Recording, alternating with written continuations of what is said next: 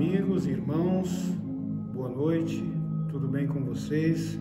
Estamos de volta para mais uma leitura e meditação das cartas do Cristo.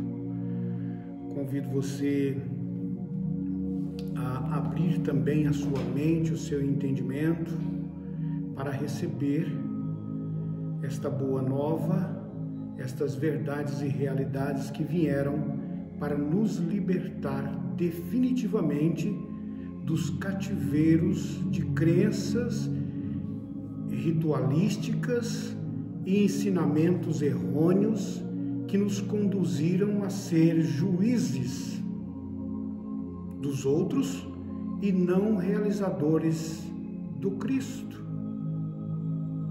Porque essa é a consciência que nós devemos expressar. Foi para isto que nós estamos aqui, que nós fomos criados e estamos aqui para expressar esta consciência crística. Eu pergunto a você, meu amigo, meu irmão, como está o seu coração? Está receptivo a estas cartas? Nós estamos lendo, compartilhando de alma para alma. Mas quem pode iluminar você, esclarecer o que está aqui nestas páginas? É o próprio Cristo. É Ele, esta consciência elevada, é que pode abrir a sua mente e transformar a sua consciência. Te libertar do mundo de ilusões. Nós vamos ler nesta parte da carta 2, o Cristo explica algo da sua vida cotidiana, como foi a sua chegada entre os seus familiares e a aldeia onde ele vivia, como foi este contato com as pessoas, quando ele foi plenamente iluminado nas semanas que ele esteve no deserto, aonde ele foi totalmente purificado, liberto da sua mente antiga, dos seus pensamentos, da sua forma de agir, da sua forma de viver e de conceber todas as coisas. Ele vem para mostrar como foi essa sua chegada na sua casa, com a sua família e com as pessoas. Antes, eu quero orar com vocês esta oração muito poderosa que ele nos ensina, que nós devemos ter ela praticamente dentro de nós, porque é um socorro para nós, não só para as nossas meditações, mas também para a nossa vida cotidiana. Dias atrás aconteceu comigo um fato e eu recorri na minha mente, na minha consciência. Foi as primeiras palavras que me veio: Pai, Mãe, Vida. Tu és minha vida. E da forma que eu fui intuído em falar estas palavras, eu fui socorrido de algo que iria acontecer comigo e com a minha família, e graças a este socorro a qual eu busquei, eu consegui terminar toda aquela situação e tudo acabou bem. Então vamos orar. Pai, Mãe, Vida, Tu és minha vida, meu constante apoio, minha saúde, minha proteção, o pleno atendimento de todas as minhas necessidades e minha mais alta inspiração. Peço que me reveles Tua verdadeira realidade. Sei que Tua vontade, que eu seja plenamente iluminado e que eu possa receber melhor a consciência de Tua presença em mim e ao redor de mim. Creio e sei que isto é possível. Creio que tu me proteges e me guarda no perfeito amor. Sei que meu propósito final é te expressar. Quando falo contigo, sei que tu estás perfeitamente receptivo para mim, pois tu és a inteligência amorosa universal que maravilhosamente concebeu este mundo e o tornou visível. Sei que quando te peço para falar comigo, eu envio um raio de luz de consciência para a tua consciência divina e que, quando eu escutar, tu entrarás em minha consciência humana e virás cada vez mais perto do meu espírito e meu coração mais e mais receptivo. Eu confio meu ser e minha vida aos teus cuidados. Amém. Eu passo agora a ler da carta 2, na página 66, e ele vai relatar a sua chegada em Nazaré. Quando saí do deserto e pus os pés na estrada em direção à minha aldeia de Nazaré, ainda estava exuberantemente feliz com o conhecimento tão gloriosamente revelado a mim no deserto. Fixei completamente meus pensamentos em tudo o que havia aprendido, e se os meus pensamentos se perdiam nas minhas antigas formas negativas de pensar, rapidamente me voltava para o Pai para receber inspiração e determinação para superá-los. Desta forma, eu voltava constantemente à luz da consciência e do entendimento. Algumas pessoas me olhavam com desconfiança, vendo a minha alegria e também a minha aparência suja e descuidada. Será que eu estava bêbado? Perguntavam-se. Outros me olhavam com aversão. Ao invés de reagir com raiva, como fazia no passado, eu lembrava que havia sido abençoado com visões e conhecimento que eles não podiam nem imaginar. Abençoei-os, rezei, para que a sua visão interior se abrisse de maneira semelhante, e continuei em paz o meu caminho até minha casa. Entretanto, alguns aldeões olharam com compaixão para o meu lamentável aspecto, correram para suas casas para buscar-me pão e mesmo vinho, para ajudar-me a continuar o caminho. Havia sempre alguém que me oferecia abrigo para a noite.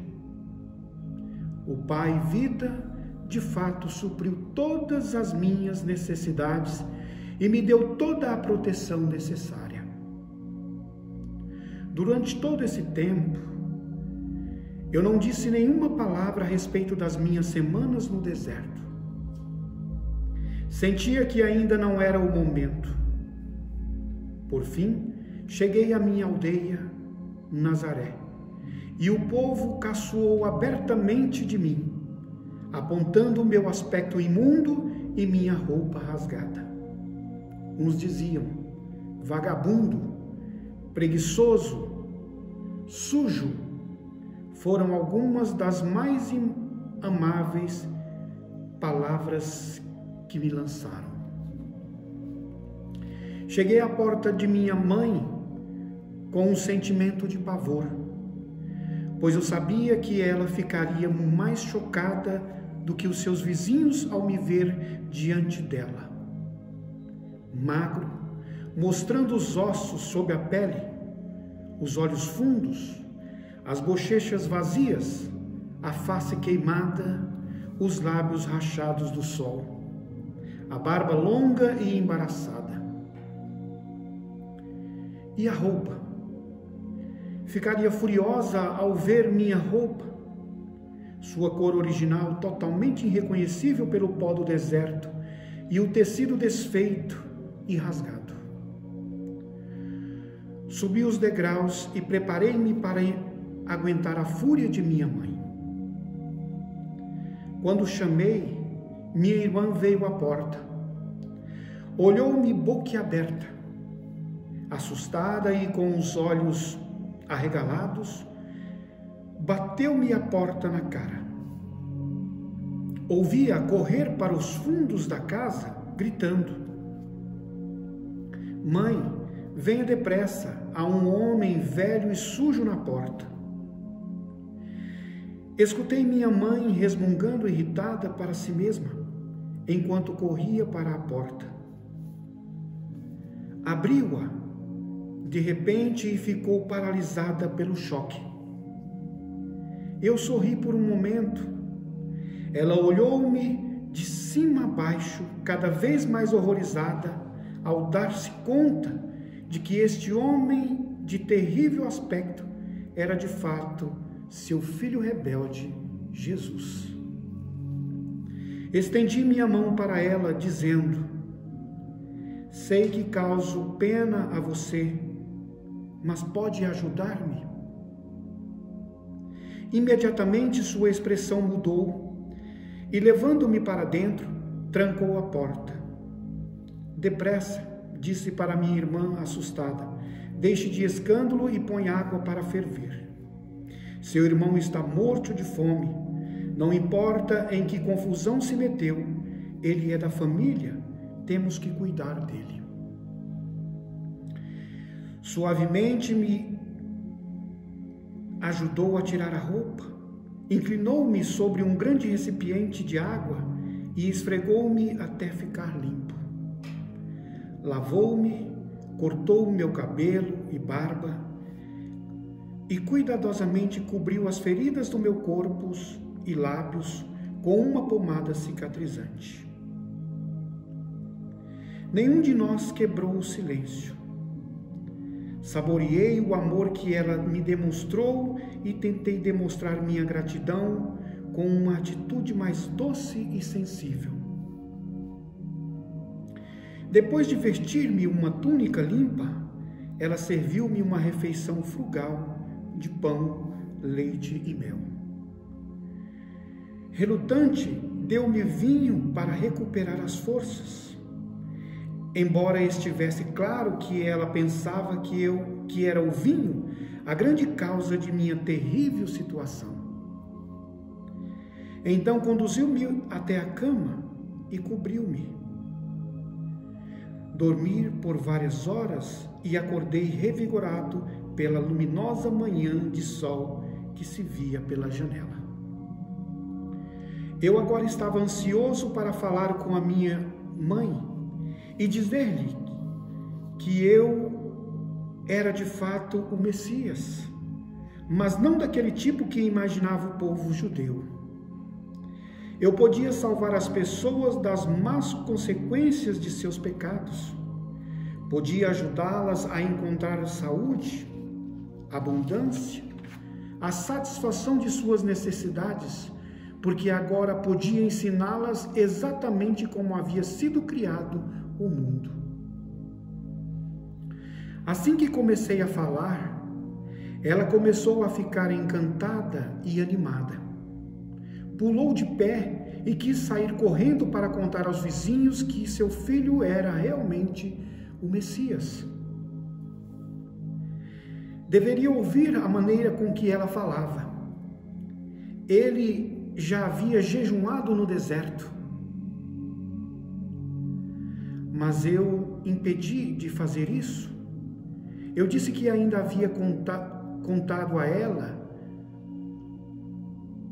Eu disse que ainda não havia contado a ela o que me fora revelado.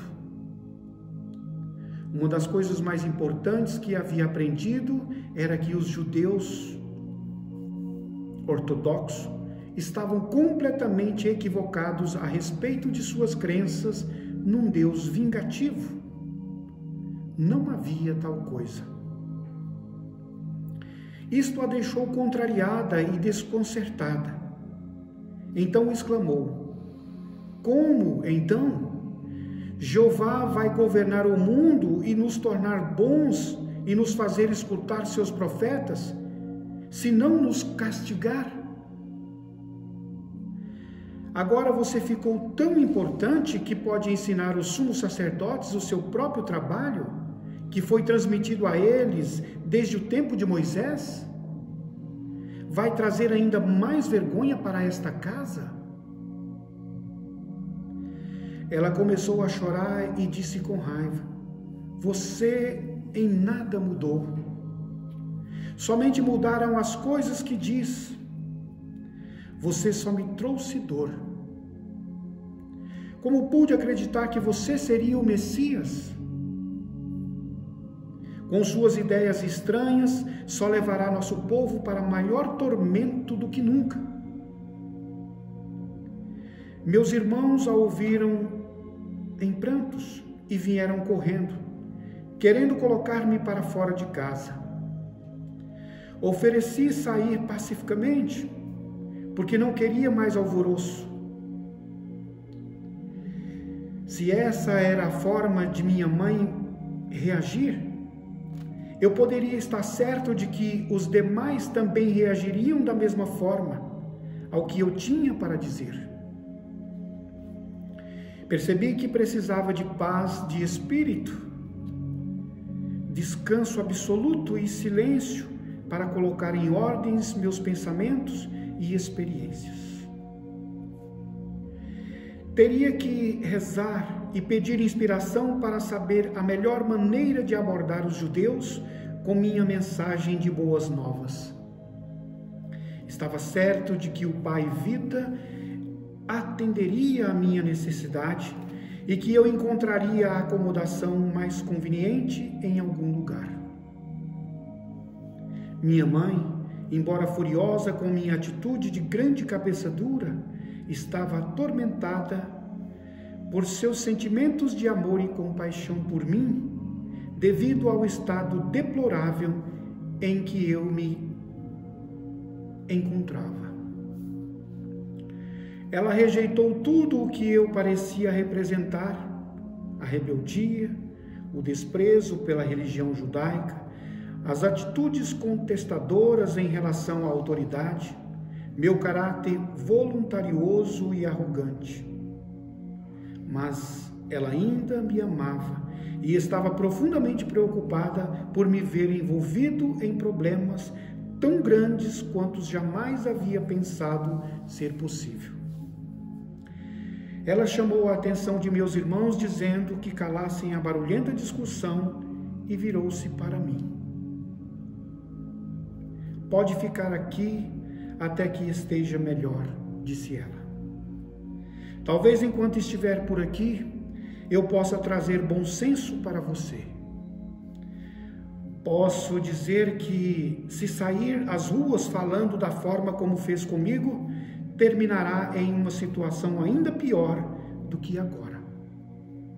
Pessoas boas vão cuspir e jogar seu lixo podre sobre você. Você é uma desgraça para esta família. Apesar de toda a sua raiva, ri e agradeci, beijando-a calorosamente. Fiquei contente, sabendo muito bem que, por trás de toda essa raiva, ela estava profundamente preocupada comigo. Alimentou-me bem e confeccionou-me boas roupas novas. Agradeci por tudo o que ela fez para melhorar minha aparência, porque sabia que para mover-me livremente entre os ricos e pobres, deveria estar com roupas decentes e adequadas. Às vezes havia escassez de alimento em casa. Recorrendo ao poder do Pai, eu a reabastecia sem dizer nada. Ela também não disse nada. Eu sabia que ela se perguntava, com tristeza, se além de todos os meus péssimos hábitos, eu agora também era ladrão. Então me pegou com um pão recém-saído do forno nas mãos. Ela sabia que eu não havia saído de casa para comprá-lo e também que o forno não havia sido usado naquele dia. Não me disse nada, mas me olhou de forma reflexiva. Eu pude ver então as suas atitudes mudarem. Ela já não estava mais tão certa de si. Ela começava a questionar a sua própria atitude em relação a mim e também a verdade acerca das minhas afirmações. O que realmente aconteceu com ele no deserto? Ela se pergunta: como ele poderia fazer um pão sem usar o forno, a farinha e o fermento? O que isso significa? É ele mesmo o Messias? Então meu irmão feriu sua mão. Ele sentiu muita dor quando o ferimento infeccionou. Permitiu-me colocar minhas mãos em sua ferida e fazer uma oração em silêncio. Eu podia ver que ele sentiu o fluxo do poder entrar em sua mão, porque ele me olhou de forma estranha. E a dor foi embora, disse brevemente. Estava mal-humorado quando se afastou, e eu sabia que, ainda que tivesse sentido o alívio da dor, não havia gostado do que eu fosse capaz de ajudá-lo. Senti o seu ciúme. Minha irmã havia queimado a sua mão, e outro irmão muitas vezes se queixava de fortes dores de cabeça. Fui capaz de curar os dois. Meus irmãos começaram a caçoar a respeito dos meus poderes mágicos. Perguntavam-se que mal eu poderia fazer a elas, se me irritassem. A tensão em casa aumentou e senti a tristeza de minha mãe, que ansiava pela paz no lar. Mas ela viu mudanças em meu comportamento e sentiu-se reconfortada. Eu estava mais tranquilo, visivelmente controlava minhas prováveis explosões, continha minha energia, refreava minha impaciência e já não discutia mais. Tornei-me mais atencioso, ouvindo suas queixas de mulher, ajudando-a em casa, consertando os móveis quebrados, caminhando pelas colinas até fazendas distantes para encontrar as frutas e verduras que ela queria. Cheguei a amá-la com ternura e compaixão, como uma mãe deve ser amada. Um dia, ela se aventurou a perguntar-me: você ainda acredita que Jeová seja um mito? Jó disse que, se Jeová retirar sua respiração, toda a carne viria abaixo. Este é o Jeová que vi e em quem acredito. Ninguém viu Jeová, disse ela com firmeza. E o Cristo responde: eu vi aquele que criou todas as coisas. Respondi calmamente: eu o chamo de Pai, porque ele é o amor perfeito, um amor mais perfeito que o de uma mãe. Acrescentei sorrindo para ela: ele trabalha dentro, através e para toda a sua criação.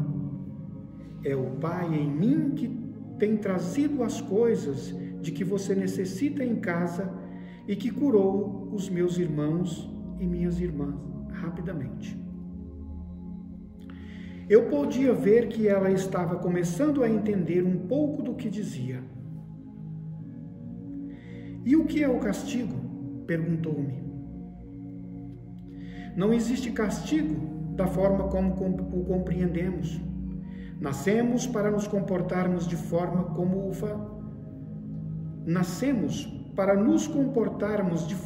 como o fazemos.